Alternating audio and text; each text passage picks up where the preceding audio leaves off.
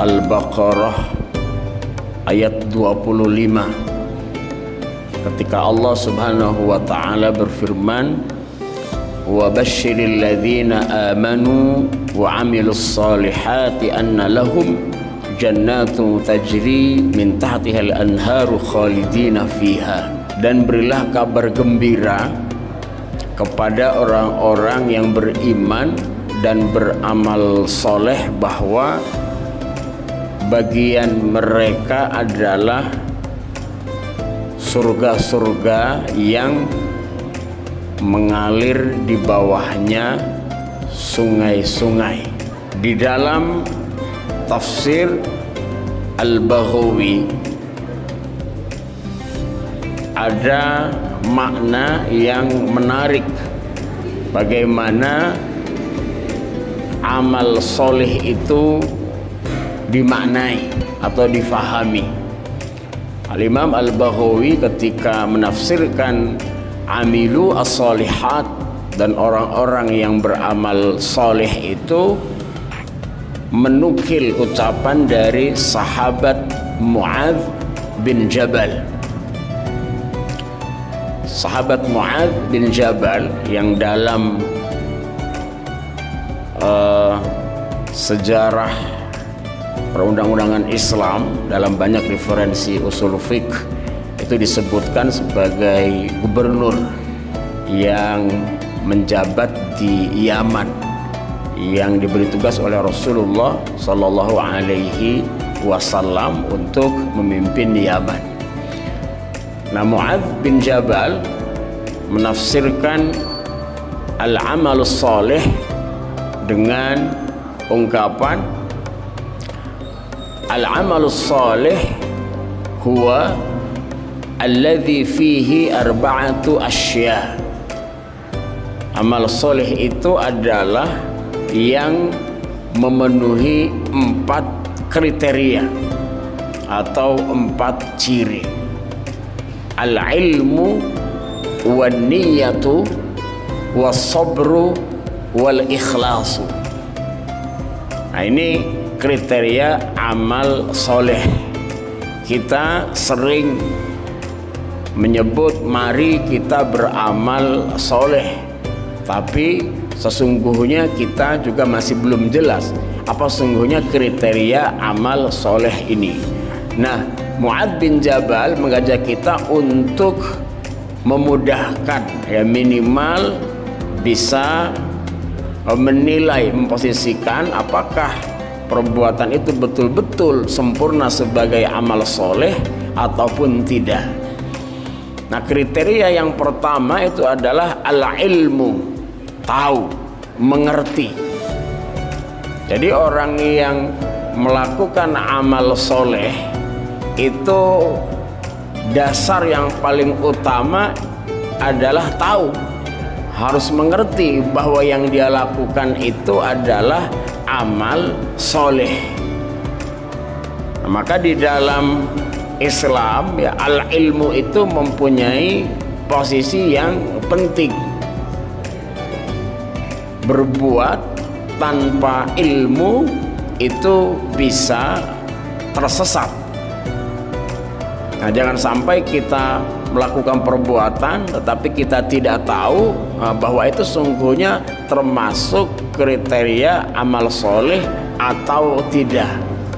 Nah, ini kriteria yang pertama, al-ilmu, yaitu tahu, mengetahui bahwa yang kita lakukan adalah termasuk dari amal soleh.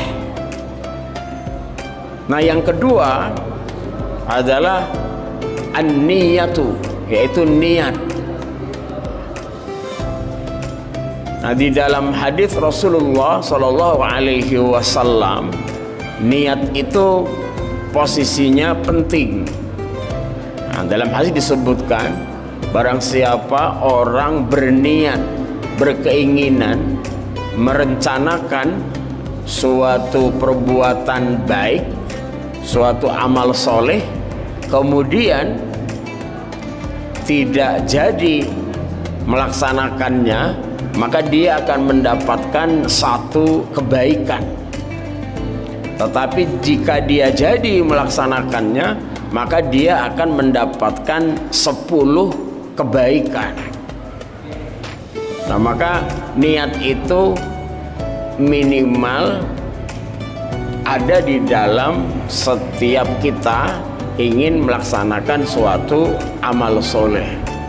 Dan jika orang berniat atau merencanakan suatu perbuatan jahat, kemudian dia tidak jadi melaksanakannya, maka dia mendapatkan 1 kebaikan. Dan jika jadi melaksanakannya, dia akan mendapatkan 1 kejahatan. Nah, ini niat. Nah, di dalam hadis Nabi itu memotivasi kita ya untuk selalu mendudukan setiap perbuatan-perbuatan baik kita sebagai amal soleh. Nah, ini adalah niat ya. Nah, niat itu sifatnya ma'nawi, jadi tidak kelihatan ya. Niat itu rahasia antara manusia dengan Allah Subhanahu wa ta'ala. Masing-masing kepala, masing-masing pikiran itu mesti mempunyai niat, dan niat itu hanya dirinya dan Allah Subhanahu wa ta'ala yang paling tahu. Maka dalam konteks ini, apapun kebaikan yang kita lakukan itu baiknya diniatkan dalam rangka melaksanakan amal soleh itu. Menjadi mahasiswa tentu harus diniatkan sebagai langkah menggapai amal soleh. Begitu juga menjadi tenaga pengajar, menjadi dosen, harus diniatkan dalam rangka menggapai amal soleh. Begitu juga fungsi-fungsi yang lainnya di kampus kita ini. Nah, ini yang kedua. Yang ketiga, kriteria amal soleh itu adalah as-sabru, sabar. Artinya melaksanakan amal soleh itu bisa jadi tidak bernilai amal soleh kalau kita tidak sabar di dalam melaksanakannya. Nah, di dalam ibadah Ramadan banyak sekali amal soleh yang kita laksanakan, dari mulai puasa itu sendiri, tadarrus Al-Quran, mengisi waktu dengan kegiatan bermanfaat, sholat tarawih dan lain sebagainya. Itu bisa tidak menjadi amal soleh kalau kita tidak sabar di dalam menuntaskannya. Ini adalah as-sabru. Maka as-sabru ya menjadi senjata bagi kita agar kita dapat mendapat pahala amal soleh dari setiap perbuatan kita. Nah, ini yang ketiga, as-sabru. Dan yang terakhir, yang keempat adalah al-ikhlas ya, al-ikhlas.